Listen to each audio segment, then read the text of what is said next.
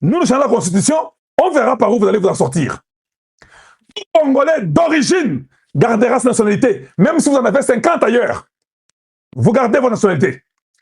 Tout Rwandais, aucun Rwandais n'aura la nationalité congolaise.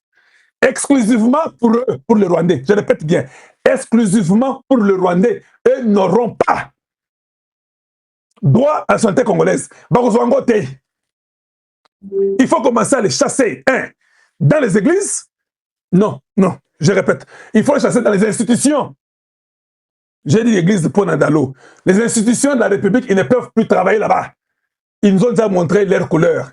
Ni dans les églises, ni dans les institutions, ni au gouvernement, ni dans l'armée. Ils ne peuvent plus être là. Nous devons dire non à cela. Voilà la partie qui manquait pour mon émission. J'ai encore 10 minutes. Je vais rapidement. J'arrive maintenant. Je suis en train de venir. J'ai fini. J'arrive maintenant. Merci. J'arrive. Je descends. Voilà. Donc, c'est ça, c'est que les Congolais doivent savoir. Je n'ai pas fini. Hein. Je vous remets ça et puis on continue rapidement avant que je puisse finir. Allez, on y va. On continue. C'est pour l'intérêt des Congolais. Ça ne pose pas un problème. Il faut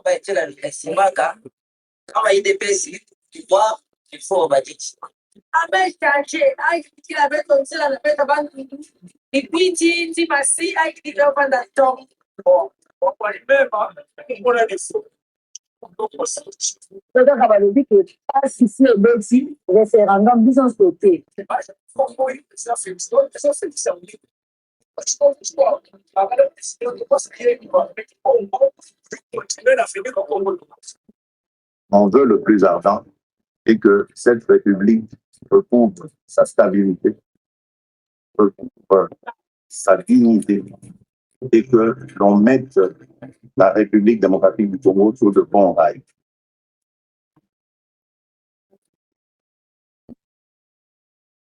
Pouvoir au peuple. Allez, voilà. Maintenant, vous tous les ennemis de la République, où que vous soyez, nous nous en foutons de vous. Vous pouvez tout faire, vous pouvez parler. Je suis content que vous ayez fait vos marches stupides là, marche à Kolemba. Boyoki, le référendum est obligatoire et c'est constitutionnel. On va faire ça, on va remplacer toutes vos bêtises là et consorts. Le Congo ne va plus prendre ça. Et dans cette nouvelle constitution, nous allons nous rassurer que le peuple rwandais, lui, n'aura pas la nationalité congolaise. Parce que ça, c'est protéger nos enfants. C'est protéger l'avenir de nos enfants. Et n'en auront pas. Voilà les choses importantes que je pense que les gens devront vraiment respecter. J'ai un truc là de Honoré Ngwanda. Toi, nous sommes surtout ensemble. Suivons un peu ça rapidement. Boria Honoré Ngwanda. Un instant.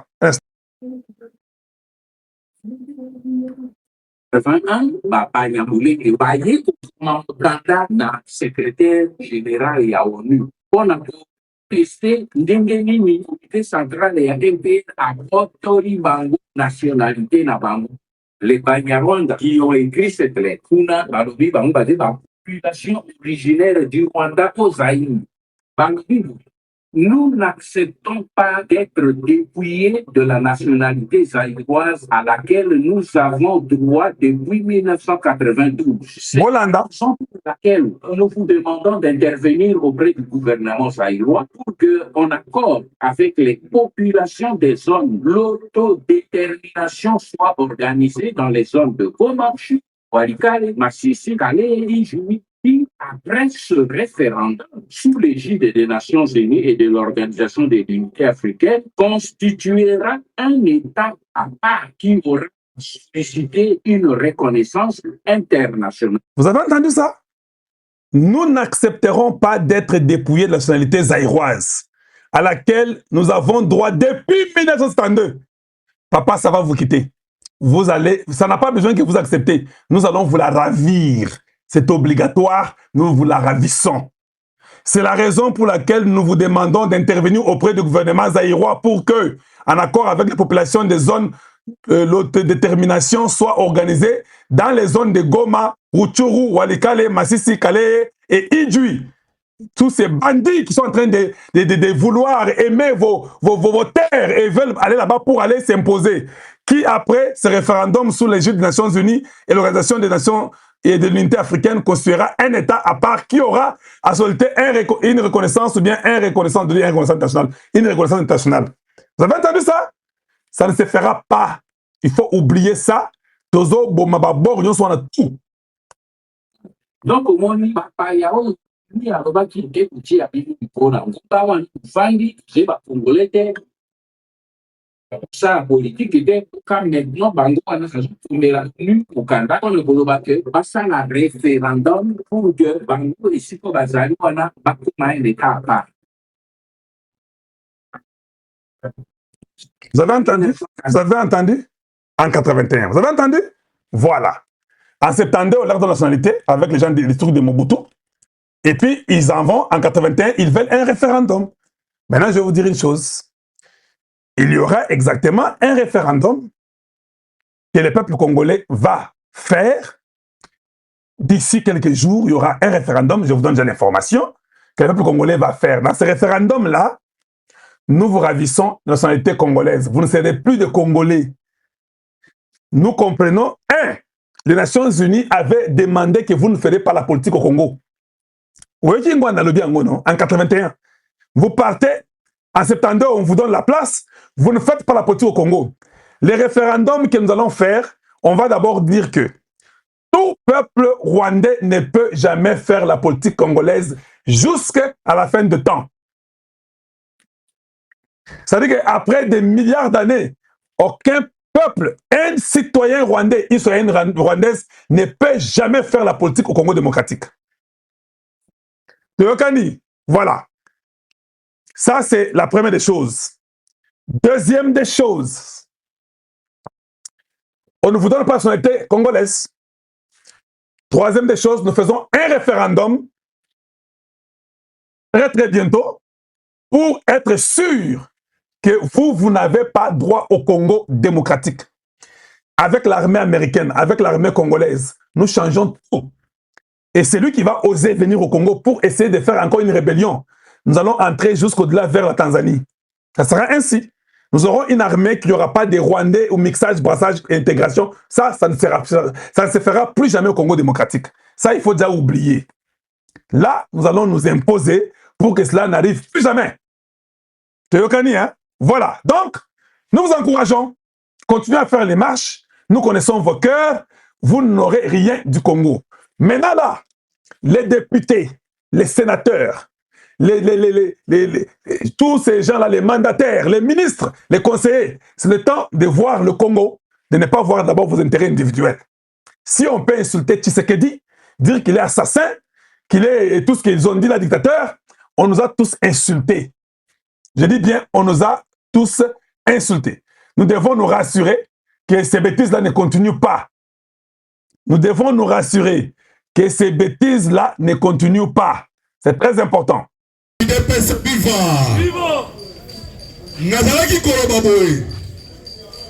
pense que le président quand a lobby moi mingi. Après si vraiment situation est allée. Mais il a dit Sabino place tozali. Place tozali ezali communiquer boyo ki ba M23 au président Kanza Ucholoba. Na communiquer wana baleli boye ya manduki. Awa tozoloba hélicoptère yé, ba drone yé, ba char de combat yé. Oh baloba kana français déploiement massif. Yango ba M23 ba obanga. Balobi déploiement massif oyo. Ezali na objectif ni voici Sabino. Oh, OK. Emmanuel Makoti ayakina Kenya. Na Kenya. Ayaki na objectif asenga bozongi ya ba pour parler. Boyebi ke biso na Rwanda to signaki l'accord de Washington le 4 décembre. Après qu'on signe, il fallait te mettre en application. Ouais. Mais pour te mettre en application, et c'est un qui te kota ba réunion. Na ba réunion ton qui te kota, biso RDC to kota qui soute toujours ici. Pourquoi? Parce que bakota qui ouvira.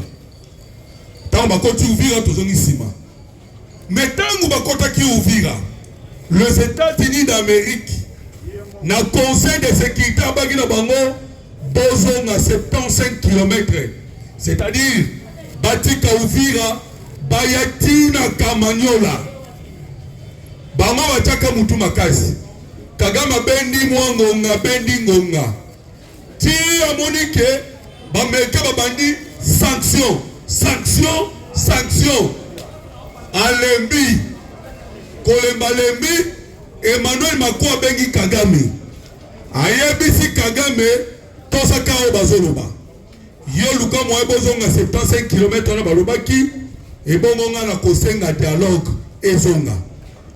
Voilà pourquoi moni ba libérer Uvira, ba libérer Sange, ba libérer Luvingi, ba libérer Ruzizi, ba libérer Katogota, ba libérer côté wana nyonso, bazongi tina 75 km oyo ba merke balobaki na ba. Si vous avez 75 km, vous avez na mukanda na mba komela ki Marco Rubio. Ba ebisi Marco Rubio minere pe yango eboluka. Biso pe tozongi déjà 75 km. Ngonge koki tozonga dialogue. Ba merke balobi na bango makambo dialogue esili. Bobima. Bon, c'est retiré mon bimanako. Donc, ah, tozolo ba, souka na bangwana. Bon, kaskoyo, lobby Moïse Mbiya lobaki. Bande ko Congolais. Ezali na batu o ba ko diaboliser. Diabole ki makasi. Ah, tozolo ba. Moïse Mbiya Lobby a qui va parlementaire debout Libanga. A lobby a remercié ma parlementaire debout, a remercié mon Kozamboka. A remercié pour la Nini.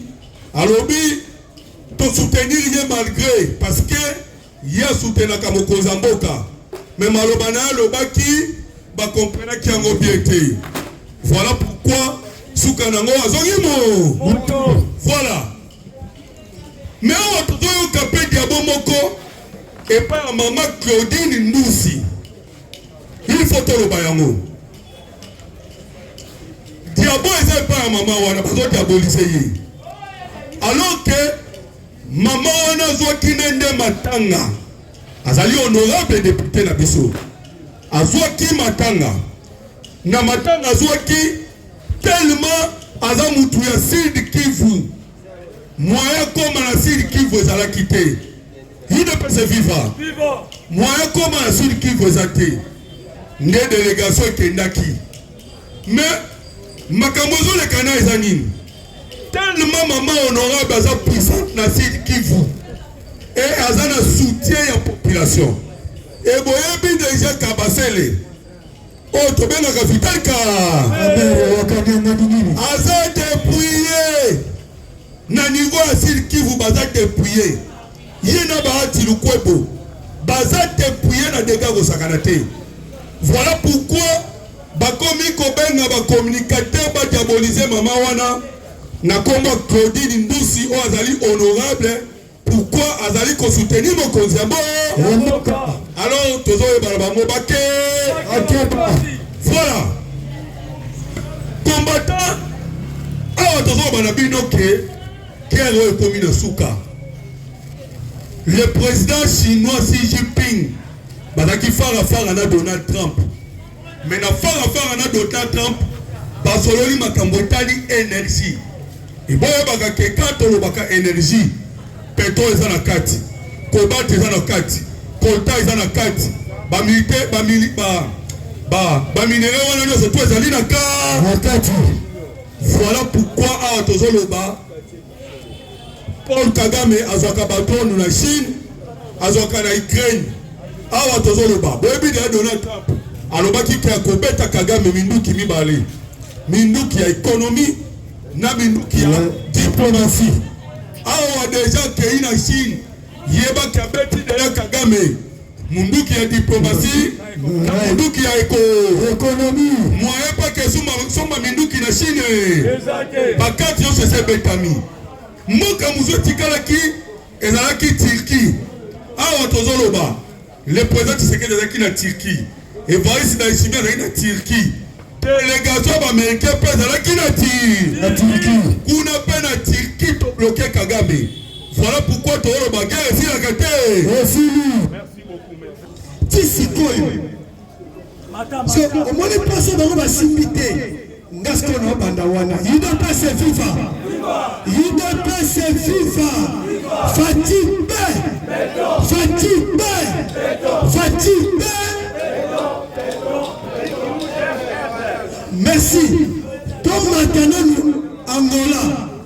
Et si koyo stratégie musu se Fatih Salinini et Kei Kovanda. Bamoni ba représentant. Il y a la plus démocratique du Congo qui est précisément dans Angola, pas jouer le réseau. Mais basali d'interprétation dans Bango sans voir même consulter le texte. Il y a un Salinini et l'équipe de Rwanda, il n'est pas se vivre.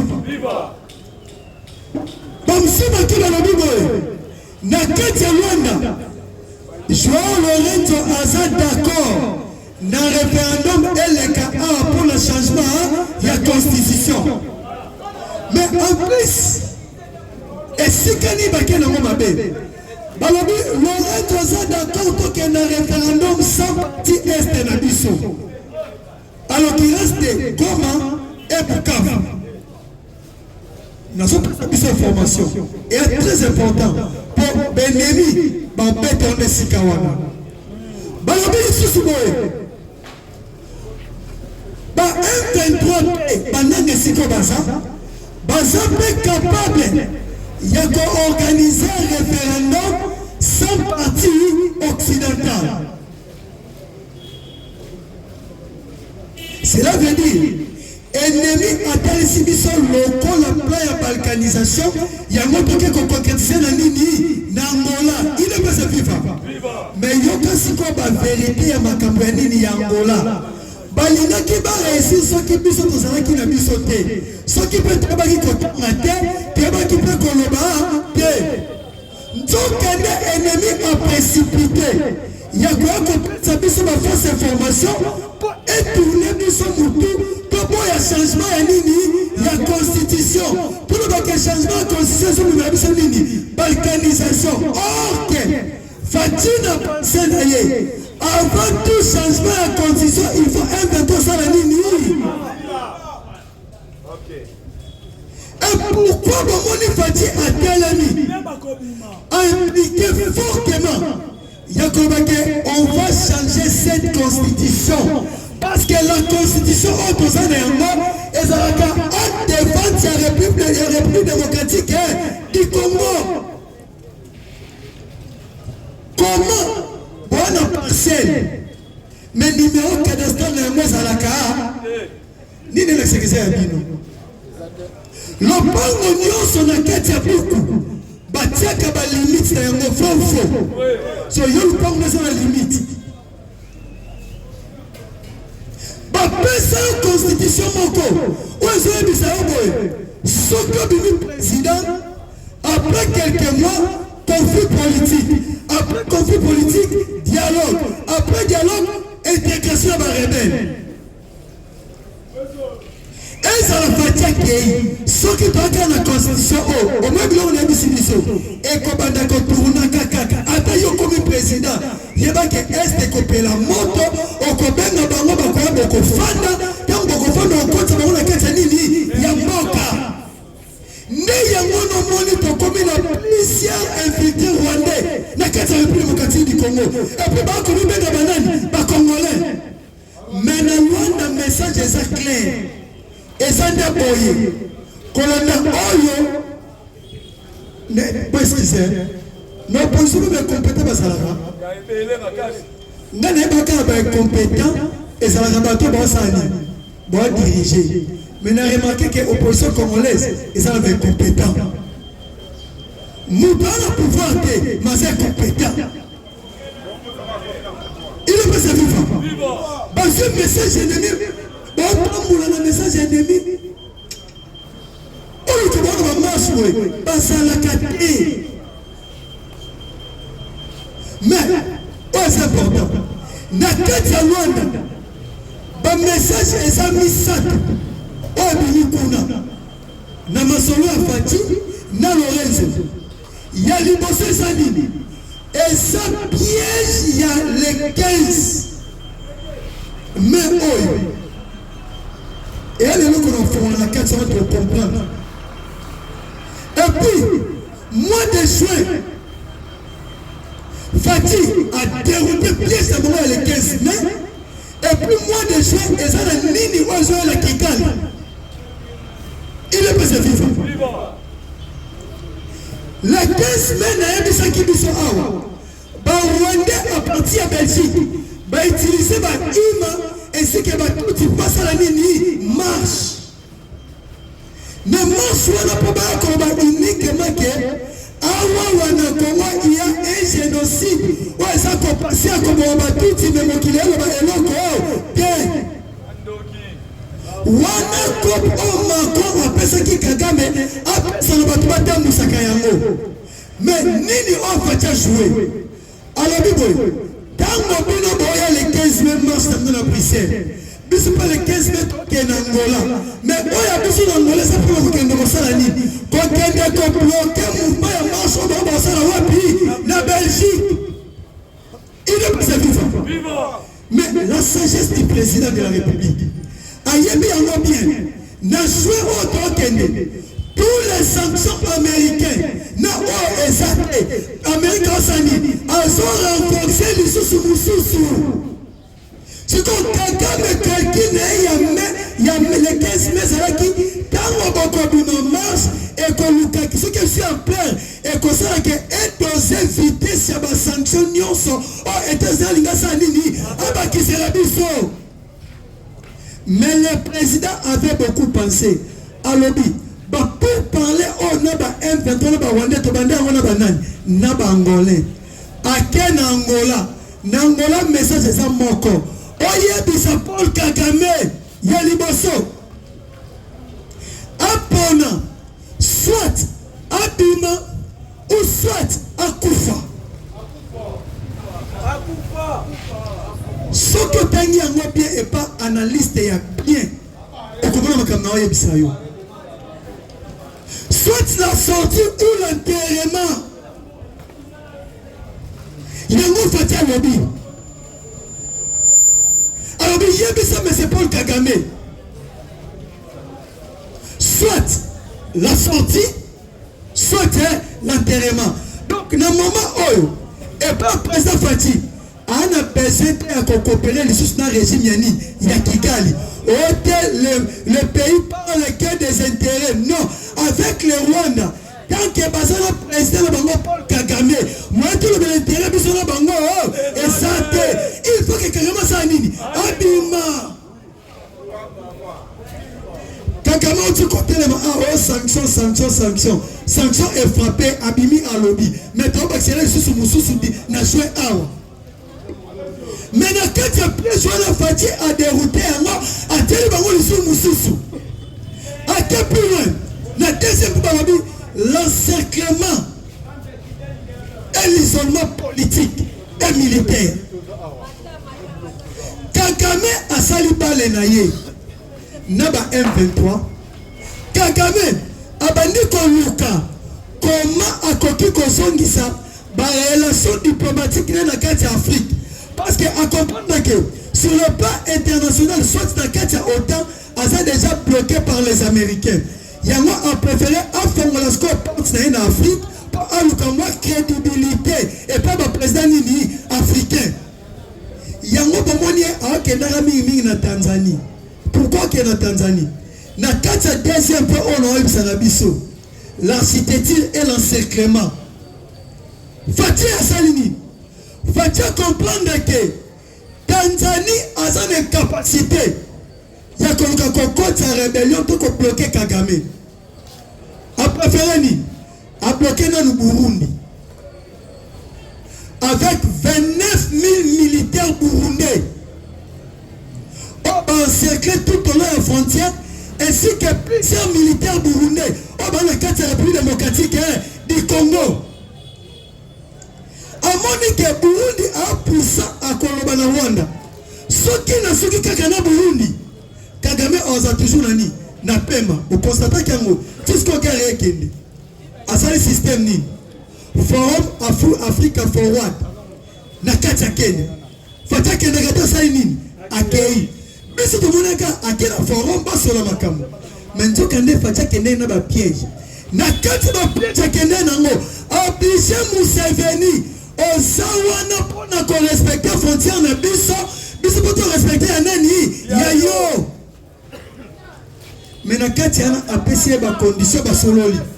Tangu ba sololi ayebisi na ye ko banda lelo okokili susu ko sunga Rwanda. Okokili susu ko pese ba soda. Na nord na sud facha salini encercle Rwanda. Yangwana baoka ki Museveni lobaki tous les Rwandais militaires au bazar na kati ya Bunagana bosala nini? Bobi mabino nyonso parce que bakarte sali nini? Et c'est changé. Et c'est changé. Et sur le plan diplomatique, Fati a réussi Léo ko isolé Rwanda nyonso. Et en esika mon côté Kagame okende obondime na facilité. Ka ndenge tolobaka. Et la mba ko def balata ngo ndengo sali nini? Osili yango modi mlesi yango. Exacte. Et puis ce que zola te bilamba ya batu, ça qui est fort. Nanzela no la te la kango ko ngo sa nini? Ale kakate. Jo ko ngo koleka. Ba ko comprendre que ça la gaye. Yo atula chango valeur no c'est ça nini? La lo minero ba yiba ki ba na sika otekela yango. Pourquoi ngo sa nini? Amonani.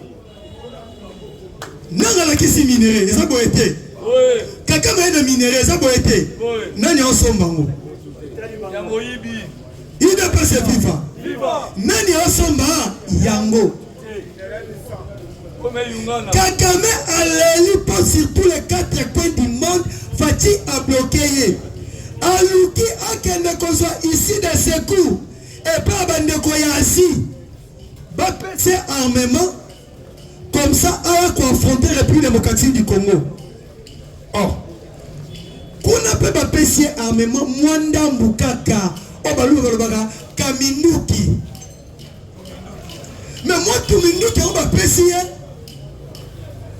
Aluki, Atiambongo.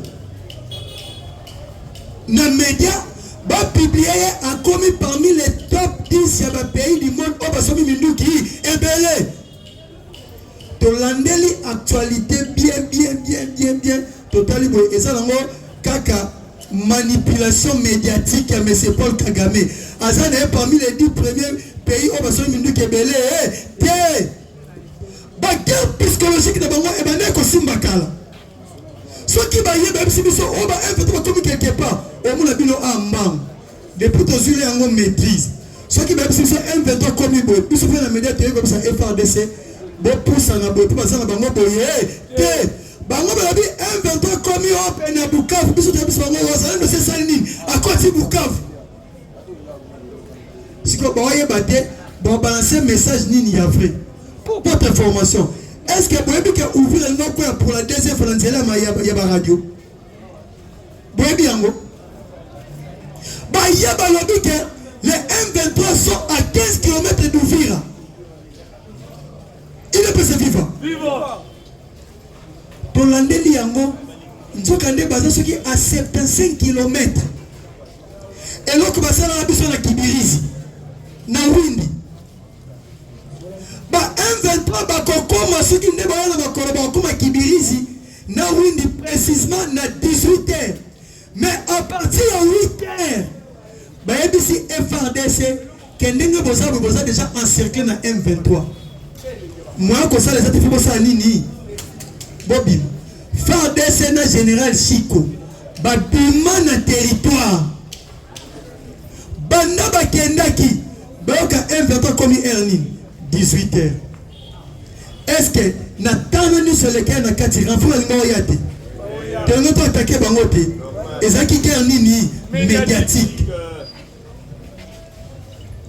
Mais balobaka koumela ezala peine de kokopola.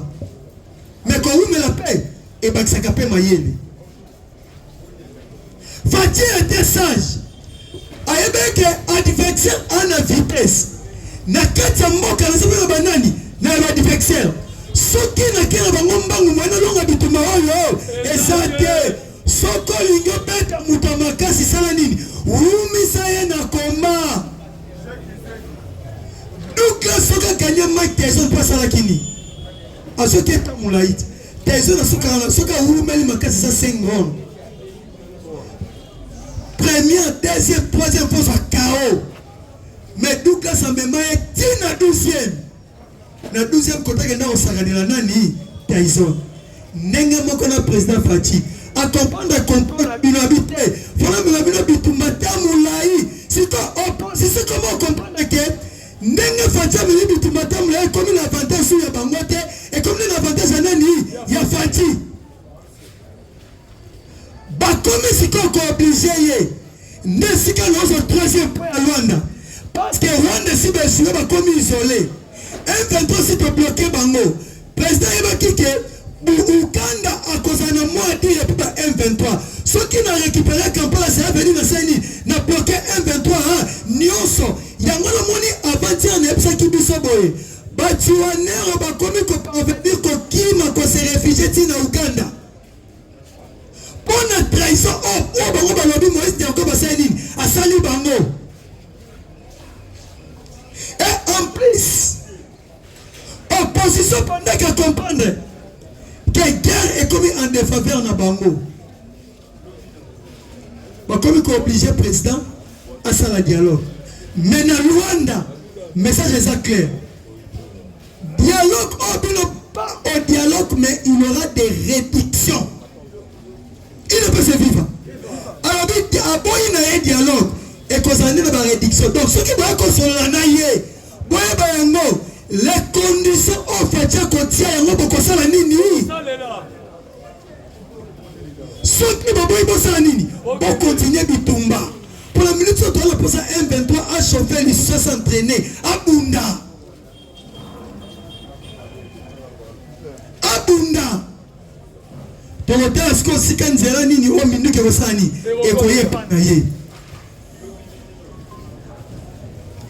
na kati lona balobi ba ya comprendre clair que mutu a gagné bitumba o eza président Félix Antoine Tshisekedi Tshilombo azwi bango temps na temps o azwi bango lelo ba comment luka élection ba ka président Seigneur lobi dans le contexte actuel, moi j'ai organisé l'élection exacte. Oh, en dans le pouvoir, oh. Tela, le sénateur, Nafi, pourquoi pas observer ma camp?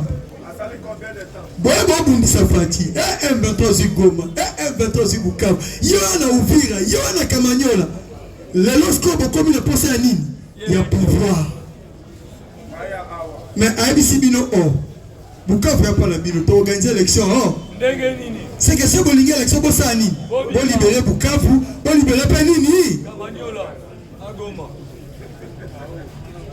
Et comme condition,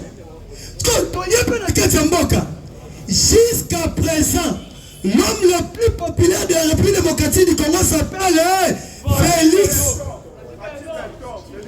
Donc, ce qui a vu postulé, a vu pionnier, a tiéwana, il va que pionnier au sein nini.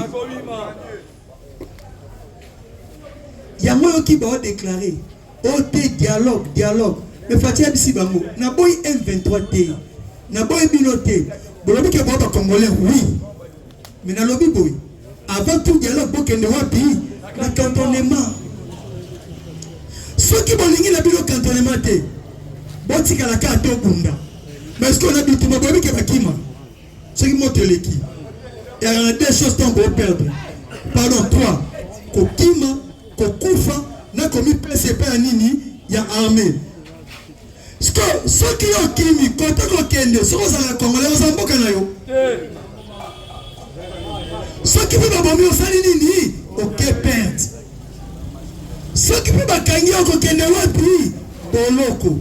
De préférence, il y a beaucoup de gens qui ont salinini, ni pesa. Il ne peut se vivre. Sur le plan de guerre, M23 a saisi sous Mukanda. Communiquer. Et comme il en a chaque jour. Pourquoi comme chaque jour? FARDC fait Abeta Bango chaque jour. Pendant que Fatia qui n'est pas loin de la diplomatie, qui n'est pas de diplomatie, qu'on a pas RDC, pas FARDC, pas Sani, pas Fabeta. Vous allez nous faire le bain en clair. Pour nous, quand c'est le fait Talingaï, c'est le fait que nous avons na FARDC, c'est ce qui est Talibango. Mais non, papa, vous allez dans ça. Papa, vous êtes belé. Banana. Et puis, na Katiata, il y a une félicité Fati. A réussi qu'on a qui s'abat, on a comment manier ba armes lourdes, il y a dernière génération. Pendant que Babou a cessé le fait, bah ça si. Tel que bateau, bah ça unité à corbeau noir. Pas force spéciale na bango. Oh bah ça bête attaque ça recule. Parce que bon bah le baki déjà. Net zo ba torsion le sisima. Oh bon mabiso. Oh kangabiso. Mais tu consala nini? Tokoya kaka. Verbe avancer au temps présent. Nini oba M23 baleli. M23 lobi boy. Félix Tshisekedi. Abakisi lisusu hélicoptère. Avion de guerre. Drone. Et il y a lisusu qu'on renforcé. Drone, avion de guerre, hélicoptère. Ils ont déjà la 4 minutes, ils ont bombardé. Basi hélicoptère en Académie. Et il y a qu'on renforcé. Ils ont déjà la 4 minutes. Donc, un de le bigoui. On a déjà la minute qui est belé awa. On se pour Melibiso. Mais aux yeux les sous-missus sur ma casse. On s'allie ni. On y est na yango. Papa, avant de dire le bakiboui. N'est-ce que toi n'y a qu'on bombardé. Mais toi n'y a qui qu'on s'allie. Et y a qui ne lance pas et ça ni et lobby.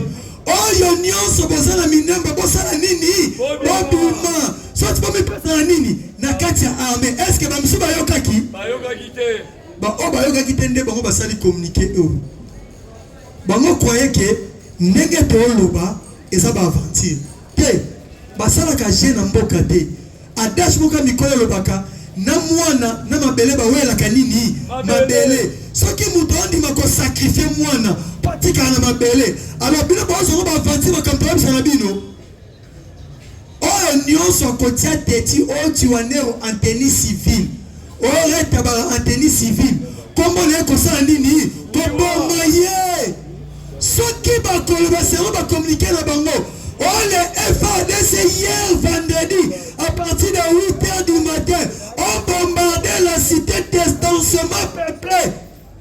Est-ce que tu as dit ça? Ceux qui veulent commettre la bombe, c'est que les gens infiltrés dans un pays. Et bon, si vous avez infiltré pour y aller, vous avez dit que vous avez non, jamais. Vous avez dit que ote fache bando banga makila ko bombarder te siko lisu te même ça qui est déjà un véritable mukishi bon condition le vendre kana nini na makila pour David comme roi sala kinini abomaki goleta kufa kite makila tanga kite sodo azona mwasi na bomisaka iri akufa kate abomate et bon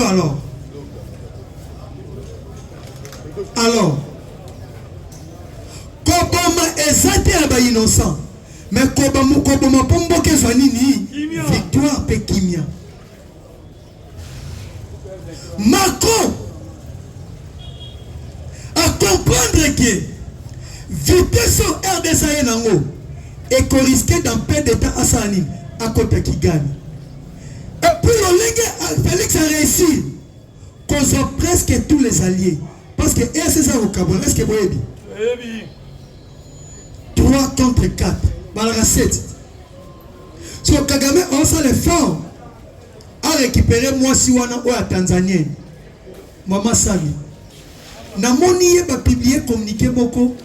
Il y a ceux qui nucléaire énergie et aux anakigali feront moroboé. Abengsi maman na base la Paris organisateur na bango. Mais tu es bisika maman wana. Soko solia na ndobali na fourchette sa nini? Mutoyo alinga kitayo obima présidente na kati ya Tanzanie. Mutoyo alukaki koma kosala au coup d'état. Lelo yo ke koluka osangana na ye. Bomoni te ke Salva Kiir président ya Soudan alors ba se côté. A garder silence avant de naye kimia pour accompagner que ndenge makambo ekendele ceux qui na continuer la logique wana ngape na okoya na ba sanction ainsi que lobby tango États-Unis akoya kosala nini akolongola ngape akokana na tikala garder nini silence avant de naye mais Macron aye a sauvé one mais na ko sauver et dindisi naye yango tebisi ebwe na forum na ye soki to okende kuna ezaka lisusu to kende ko présenter ka candidat na biso oyo ya Afrique pona nga ekokite to okende lisusu ti kuna na France to memi madame Juliana Lumumba to eko l'accès ko na miso ba français ya ba député ainsi que ba peuple français et dernière carte autre tika na bande konanga et que jouer na tous les côtés et que jouer capé pour la biso. Ceux qui te perdent francophonie, baba ok RDC Sani, Colombo. Et puis ceux qui te l'ont na carte francophonie, baba ok guerre et Coco Malissu sous Makasi. Et en plus francophonie Rosani et Kodinda. Donc, bah français dans minute soit bah na soit accepter soit refuser. Mais on va dire que nous allons pour accepter. Pour ceux qui vont accepter, pour battre les francophones directement dans ma boque, il y a Bilo Congo Asani, Atikala, Canada Asani, Atikala, Bamali Batikala. Mais ceux qui te perdent, voilà que francophonie Koufakate, il y a un docteur Lobiat, au 20 mois, on a quand même au Lobine Swahili, au Lobine qui Congo, côté à Bissam Sotrolani, Lingala. Eh, tu as lingala. Pour bien notre lieu, pour bien nous couper ça. Bisous, coton san. Tout le monde a bisous. Mais pour votre information, na mingo na uti kolba surtout concernant le Rwanda, c'est le Congo né et gagné. Donc boy bayango, ba discours opposé à Pessi et anango le kuta. Mais oh ya solo, yango na biso Congo né a gagné.